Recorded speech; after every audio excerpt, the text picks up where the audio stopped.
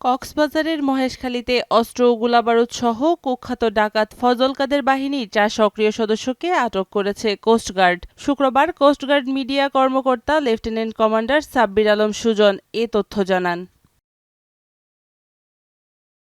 তিনি বলেন, বৃহস্পতিবার রাতে কোস্টগার্ড স্টেশন কর্তৃক উক্ত এলাকায় একটি বিশেষ অভিযান চালিয়ে ৪ জন সক্রিয় সদস্যকে আটক করতে সক্ষম হন।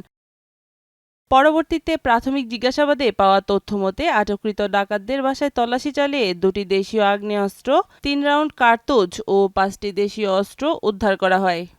আটককৃত ডাকাত সদস্যরা কক্সবাজার জেলার মহেশখালী থানার বাসিন্দা। তারা দীর্ঘদিন যাবৎ ফজল কাদের বাহিনীর সক্রিয় সদস্য হিসেবে ডাকাতি করে আসছিল।